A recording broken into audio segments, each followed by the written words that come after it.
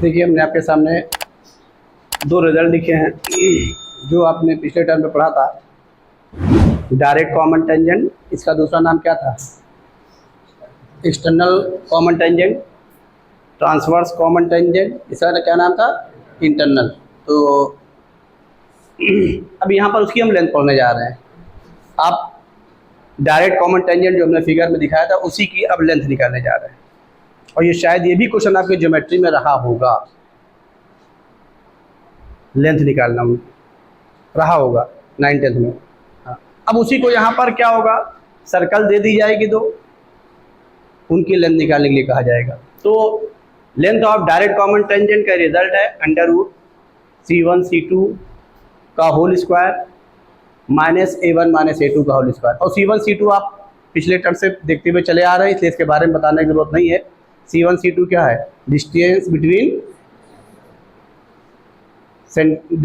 Between centres of the circles. तो ये है, तो ये आप पाइथागोरस थ्योरम से फिगर बनाएंगे तो कर लेंगे, बहुत वो नहीं है। खाली पाइथागोरस राइट एंगल ट्रायंगल लेने के लिए बड़े वाले सर्कल में से जब उस पर आप परपेंडिकुलर ड्रॉ करेंगे छोटे वाले पर, तो वही A1 -A2 डिफरेंस आ जाएगा, तुरंत पाइथागोरस थ्योरम से सॉल्व हो जाएगा, तो लेंथ आपको निकल आएगा। इसी तरीके से ये इंटरनल है, तो इसमें वो रेडियस का एडिशन हो जाएगा पाइथागोरस थ्योरम में। C1 C2 का होल स्क्वायर -A1 + A2 का होल स्क्वायर, ये लेंथ है। पाइथागोरस थ्योरम से करेंगे दोनों वही आ जाएगा। तो यहाँ पे हम लिख दे रहे हैं where C1 and C2 are centers of two circles। और फिर उसी के बाद हमने एक क्वेश्चन लिख दिया है, find all common tangents to the circles x² + y² -2x -6y + 9 = 0 and x² + y² + 6x -2y + 1 = 0। तो आपने देखा क्या है कि जब डायरेक्ट कॉमन टेंजेंट ड्रॉ करेंगे दोनों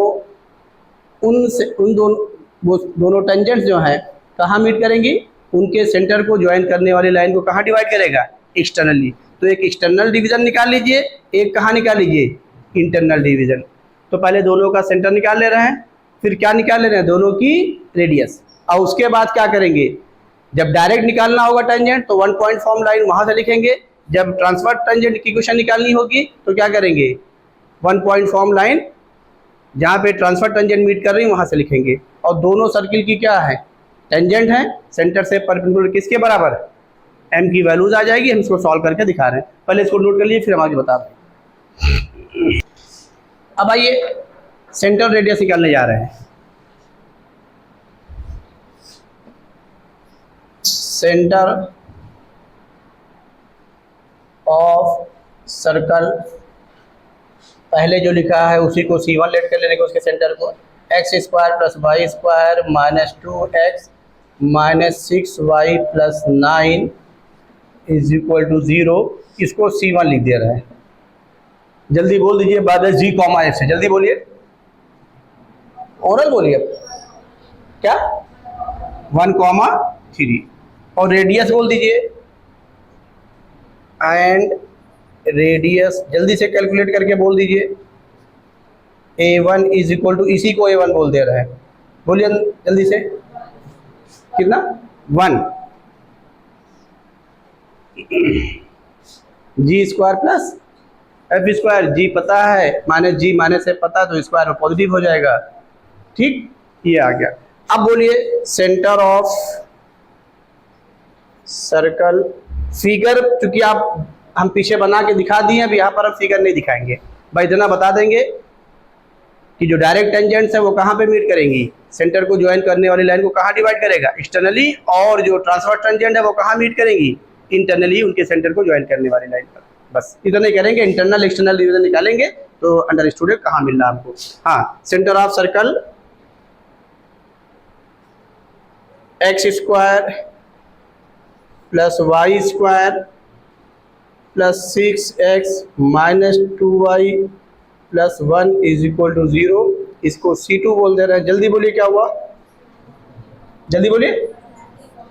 -3, चलिए रेडियस बोलिए।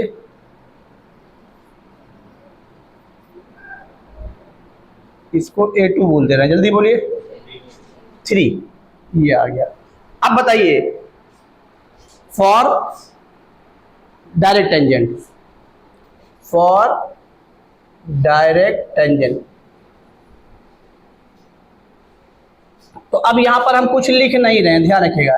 डायरेक्ट टेंजेंट जहां मीट किया था उस पॉइंट को हमने क्या कहा था, डी, याद है ना। तो डी इज इक्वल टू निकाल रहे हैं। डी क्या करेगा, C1 और C2 को क्या करेगा, एक्सटर्नली डिवाइड करेगा। तो C1 और किसमें, उसकी रेडियस के रेशियो में। तो ये C1 C2 ये हैं, इनको एक्सटर्नली डिवाइड करेगा।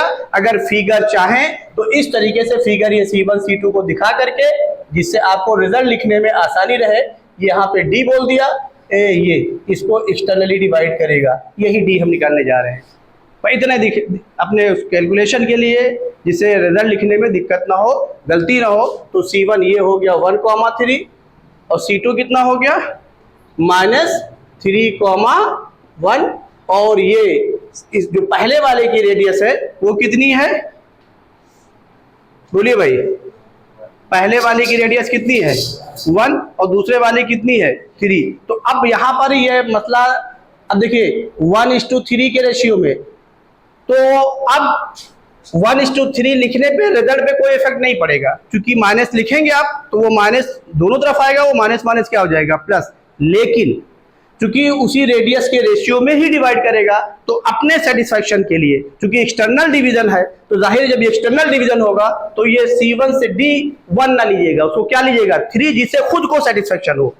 भले वो रिजल्ट हमने C1 C2 को लिखा है, ये C1 के रिस्पेक्ट में A1 कहा है, उसको क्या कहा है A2 कहा है। तो जब इसके रिजल्ट को आप लिखने जाइएगा, तो अब चूंकि जब वो दोनों सेंटर को ज्वाइन करने वाली लाइन को डायरेक्ट टेंजेंट क्या कर रहा है, एक्सटर्नली डिवाइड कर रहा है, तो अब एक्सटर्नली डिवाइड और किसके रेशियो में कर रहा है, बोलिए उसी रेडियस में। तो इसको 1 ना लीजिएगा, इसको 3 ना लीजिएगा, जिससे खुद को सेटिस्फैक्शन हो कि जो आप कर रहे हैं वो सही कर रहे हैं। यानी इसको क्या लीजिएगा, बोलिए 3, और इसको क्या लीजिएगा 1। तो एक चीज ध्यान रखिएगा, ये कोई दिक्कत नहीं है। तो यहां पर क्या हो गया, ये C1 है, ये C2 है, तो D आप चाहें तो यहां लिख दे, D क्या करिए इधर लिख दीजिए, खुद को सेटिस्फैक्शन हो जाएगा वो आप कहां ले रहे हैं। समझ में आ गया नहीं आ गया। तो ये रेशियो 1 हो जाएगा, ये रेशियो क्या हो जाएगा 3 हो जाएगा।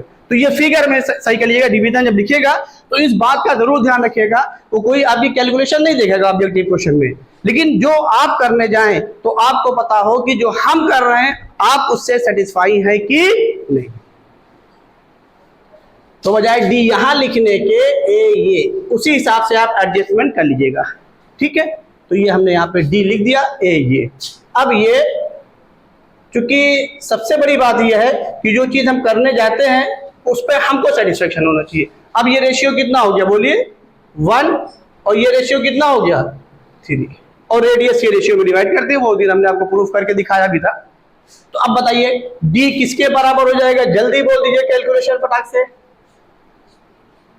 एक्सटर्नल डिवीजन किसी को भी लिखिए M1 इंटू X2।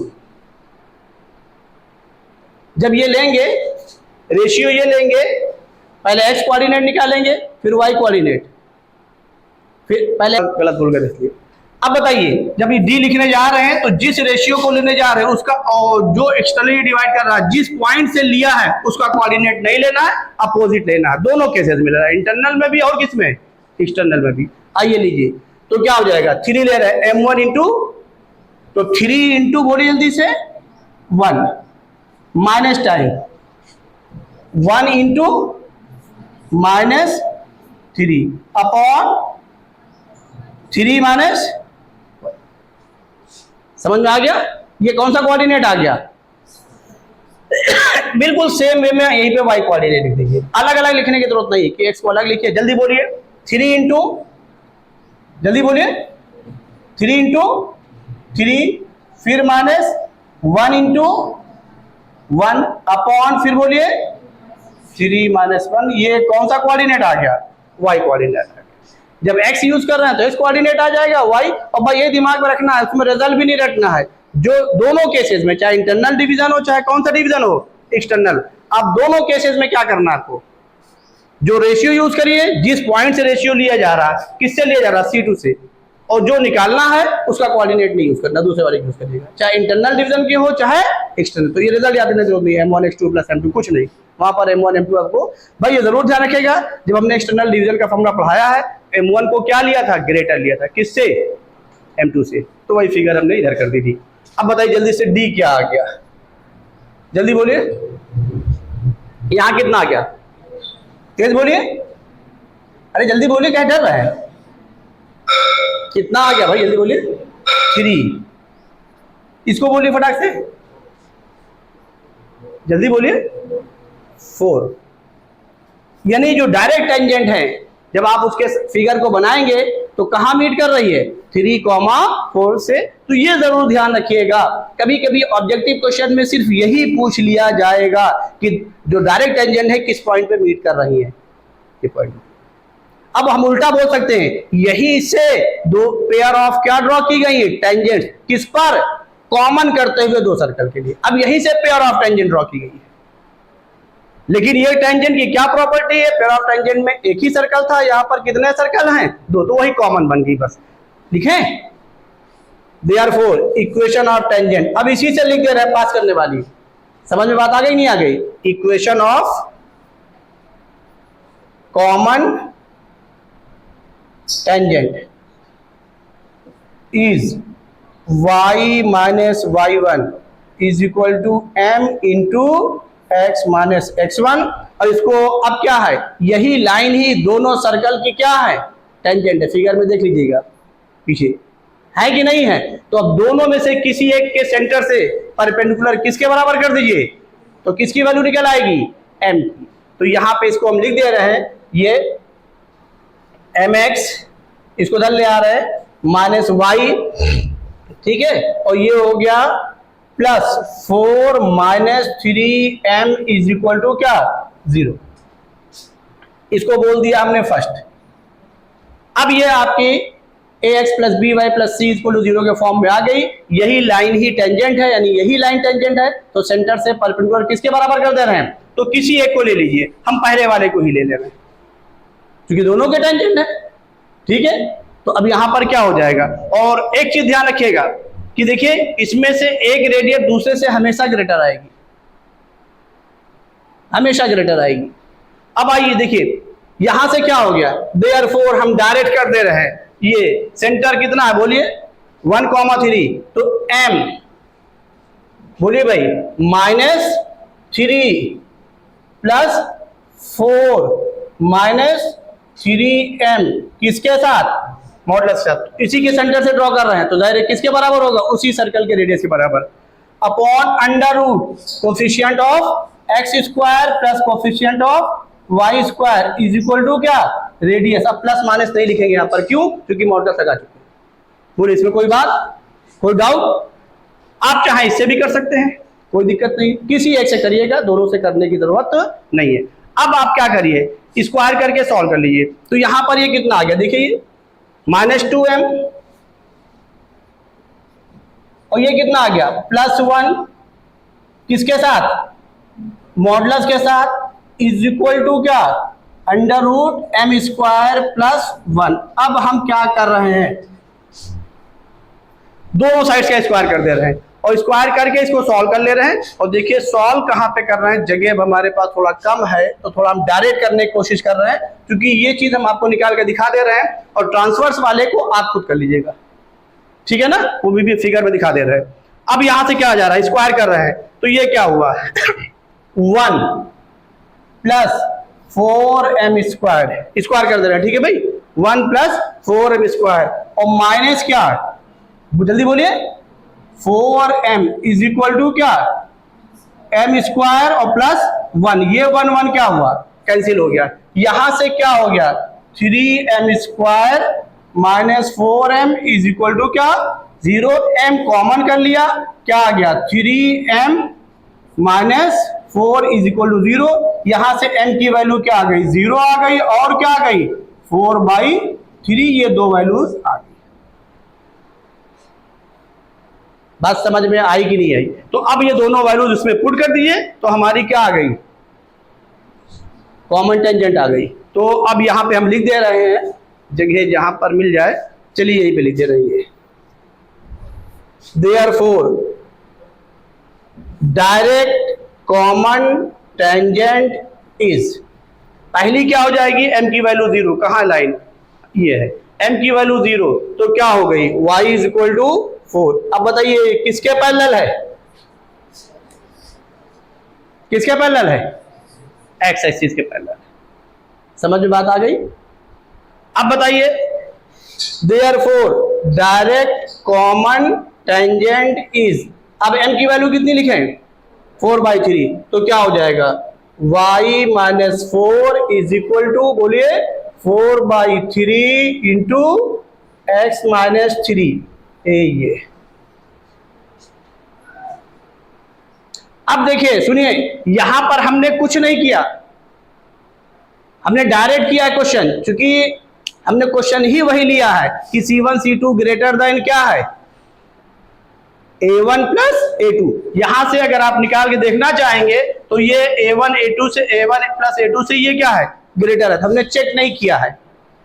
अब एक काम करिएगा, जब आप करने जाइएगा, हो सकता हो कि दोनों सर्कल क्या हो, इंटरसेक्टिंग हो, और वहां पर हम इंटरनल डिवीजन फॉर्मूला लगा रहे हैं, वो लगेगा ही नहीं, लग तो जाएगा, सब कुछ होगा भाई, जाहिर इंटरनली डिवाइड करेंगे, सेंटर को ज्वाइन करने वाली लाइन को, तो इंटरनल डिवीजन तो मिल जाएगा, लेकिन टेंजेंट नहीं होगी। वहां पर फिर आपको सॉल्व करना पड़ेगा, तो m में जो क्वाड्रेटिक बनेगा तो उसमें क्या आ जाएगा, d लेस देन 0। तो उतना लंबा कैलकुलेशन करने की जरूरत नहीं, क्योंकि हमने क्वेश्चन जानबूझ के लिया इसी टॉपिक का, इसलिए हमने यहाँ पर चेक नहीं किया। लेकिन आप क्वेश्चन को सॉल्व करते समय चेक जरूर कर लीजिएगा, C1 C2 ग्रेटर देन है कि स्मॉलर देन है, कि मालूम क्या है कि जो हमने वो कंडीशन पढ़ाई है, C1 C2 क्या है, लेस देन है, किससे, मॉडुलस A1 माइनस A2 से, यदि कोई भी कॉमन टेंजेंट नहीं है। ये भी ध्यान रखिएगा, ऑप्शन में नाम दिखा रहेगा, कैलकुलेशन आप पता चला हम लोग दोनों करेंगे, वहां भी m में क्वाड्रेटिक बनेगा, d लेस देन 0 आएगा, इंटरनल वाले में भी क्या आएगा, लेस देन 0। क्यों, क्योंकि सेंटर को तो एक्सटर्नली डिवाइड करेगा ही करेगा,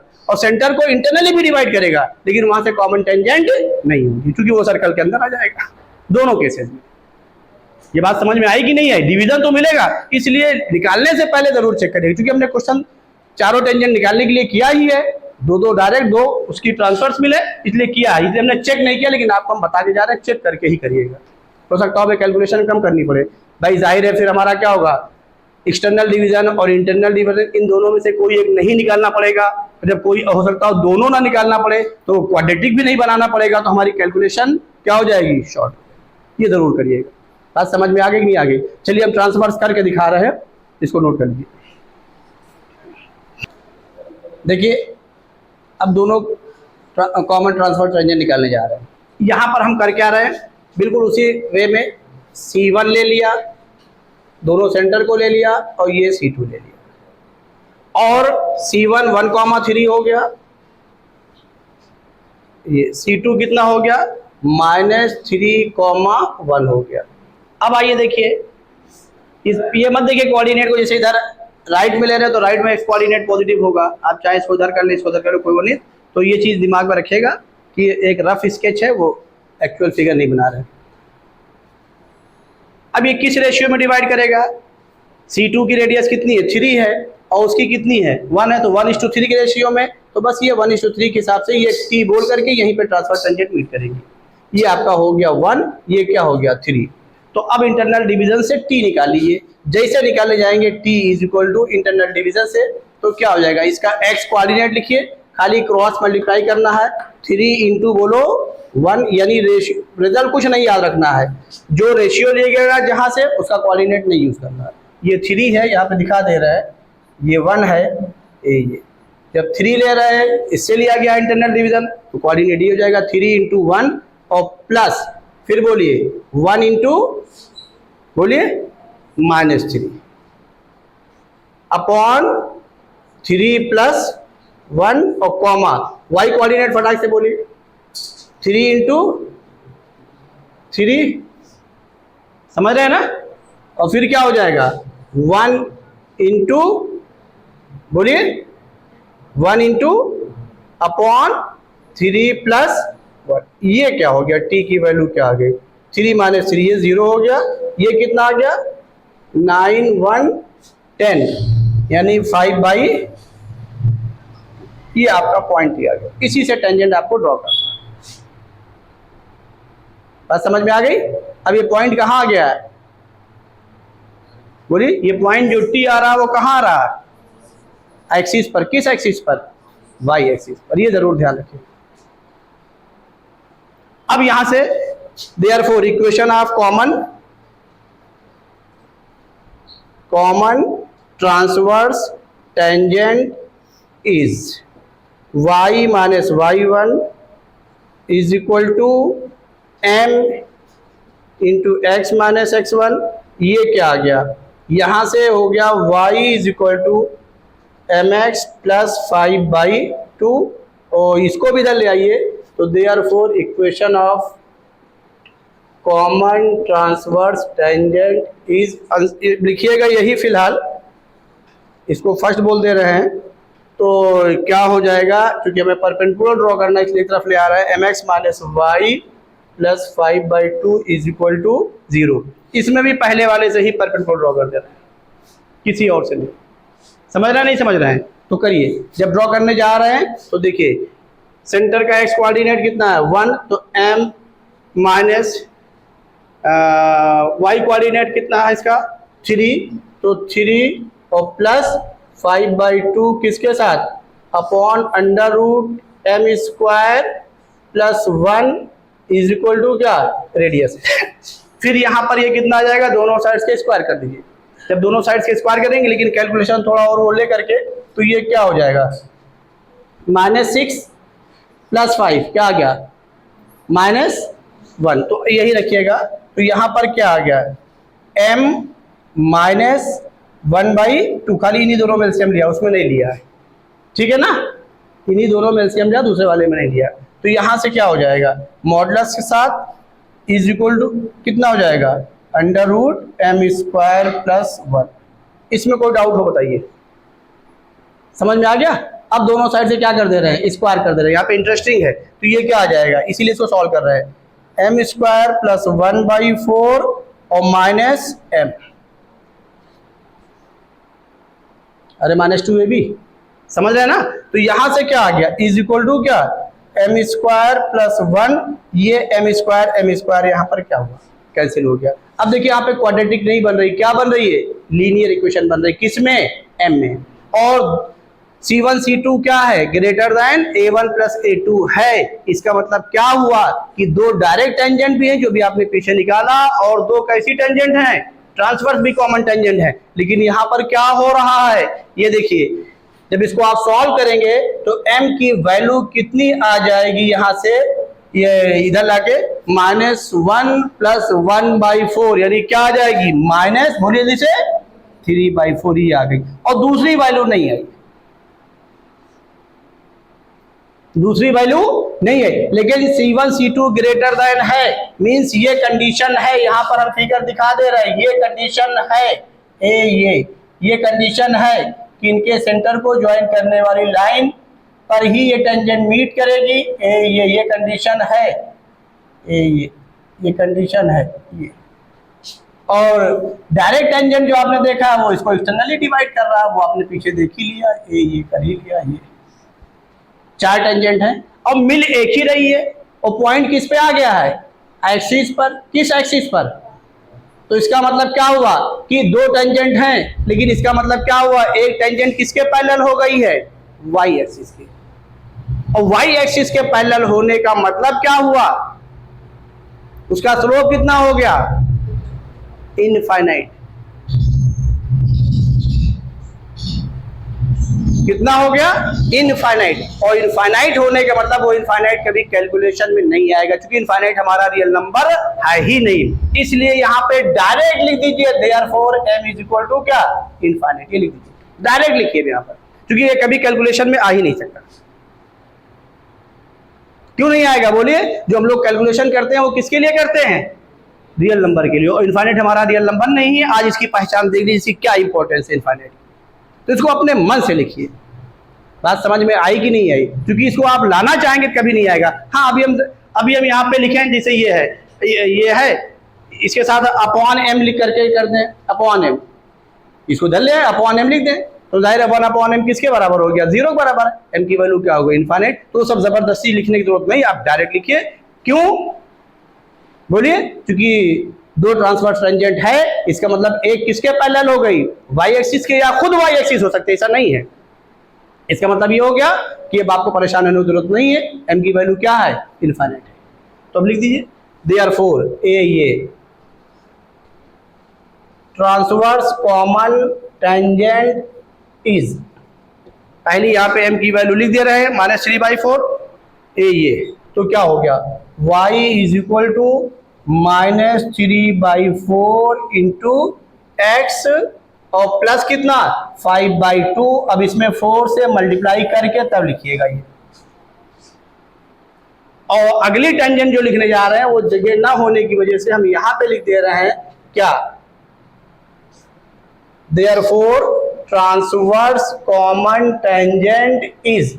अब m की वैल्यू इनफाइनाइट, इनफाइनाइट मींस क्या, अपनी कैलकुलेशन के लिए क्या लिख दे 1/0 ये लिख दे रहे हैं, ठीक है। चाहे 2/0 लिखे, चाहे 3/, कोई फर्क नहीं पड़ेगा, चाहे -1/0 लिखे, कोई फर्क नहीं पड़ेगा। तो यही लिख दिए 1/0 सबसे आसान हमारे लिए। जब यहाँ पे लिखेंगे तो हम यहीं पे लिख दे रहे हैं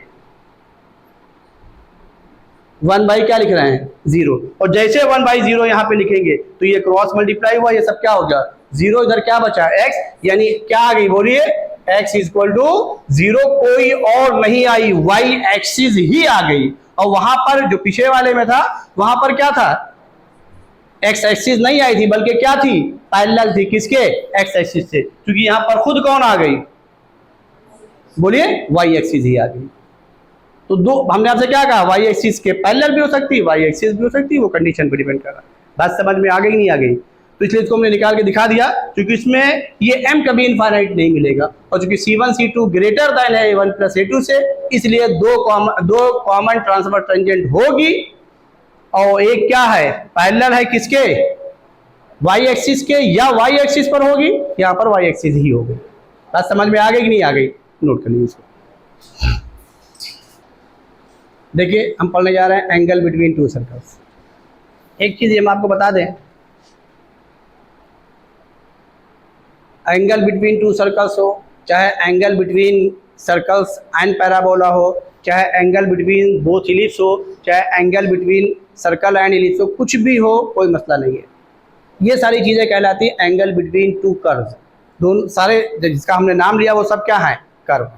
और ये भी ध्यान रखिएगा, अगर angle between a line and circle, parabola, ellipse, hyperbola में से कोई एक कहा जाए तो भी कंडीशन यही होगी जो यहाँ हम बताने जा रहे हैं, क्योंकि पीछे क्वेश्चन हमने कराया शायद लिखा था उसमें है, याद है हमको। तो अब यहाँ पर क्या होगा कि अगर एंगल बिटवीन टू सर्कल्स हम पढ़ने जा रहे हैं, तो ये देखिए हम आपको ये चीज़ यहाँ पर एक्सप्लेन कर दे रहे हैं, ये चीज़ हम दिखाना चाह रहे हैं।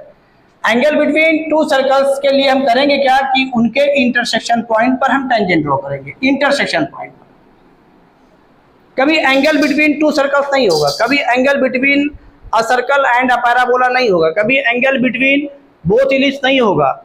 जो एंगल होता है वो हमेशा दोनों intersecting circle, parabola, ellipse, hyperbola या जो हो दो, उनके इंटरसेक्शन पॉइंट पर जो आप टेंजेंट ड्रॉ करेंगे उन दोनों कर्व की, उन दोनों सर्कल की, उन दोनों पैराबोला की, उनके बीच का जो एंगल होता है वही कहलाता है क्या, एंगल बिटवीन टू कर्व।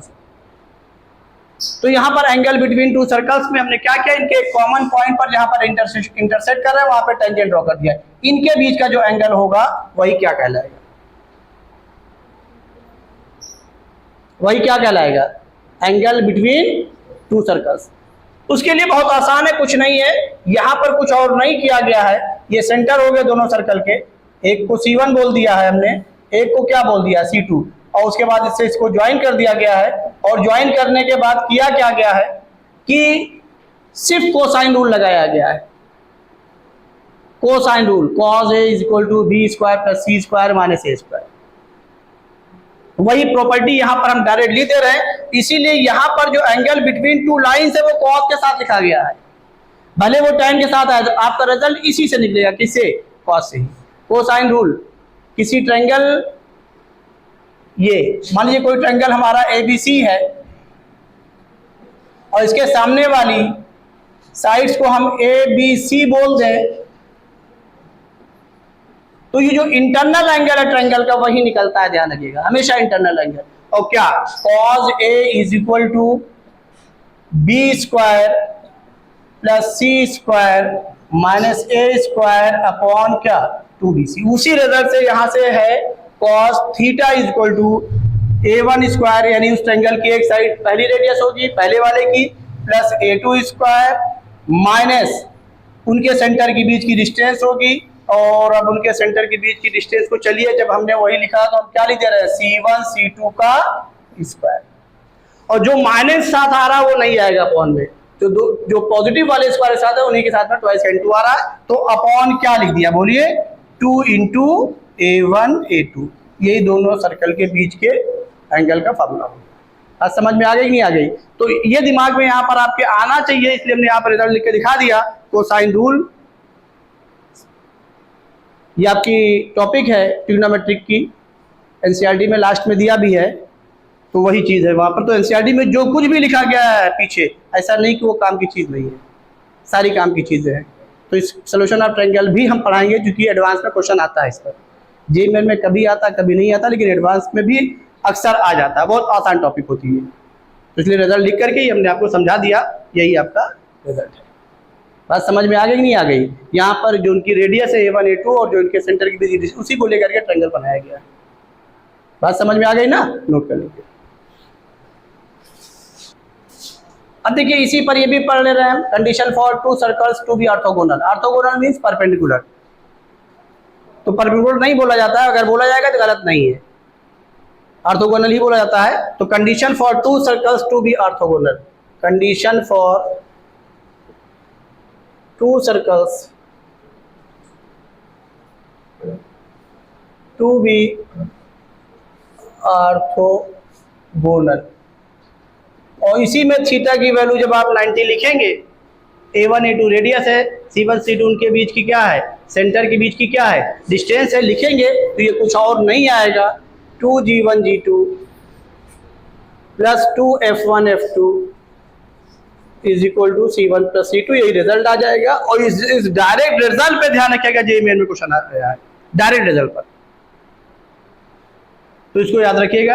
अगर दो सर्कल ऑर्थोगोनल है यानी मींस परपेंडिकुलर है, 90 डिग्री पे कट कर रहे हैं, तो ये रिजल्ट G1 F1 C1 किसके लिए है, पहले सर्कल के लिए है, और G2 F2 C2 किसके लिए है।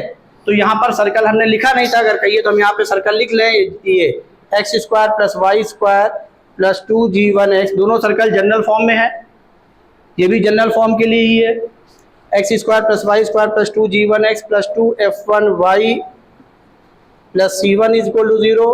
यहाँ पर क्या, x square plus Y square plus 2G2X plus 2F2Y plus C2 is equal to 0। इन्हीं दोनों सर्कल के लिए ये कंडीशन है। और ये ध्यान रखिएगा, ये कंसेंट्रिक सर्कल के लिए नहीं है, अगर कंसेंट्रिक हो जाएंगे तो कभी कट नहीं करेंगे, समझ रहे हैं ना? तो जब कट ही नहीं करेंगे तो जाहिर उनके बीच का एंगल फॉर्म ही नहीं होगा, कोई इमेजिनरी हो जाएगा। तो ये जनरल फॉर्म के लिए है, ये भी इसी के लिए है, ये भी इसी के लिए। बात समझ में आ गई ना? हाँ, अब इसमें से एक सर्कल का सेंटर ओरिजिन हो जाए, दूसरे का कुछ भी हो तो भी हो जाएगा, लेकिन इंटरसेक्टिंग होने चाहिए, नोट कर लीजिए।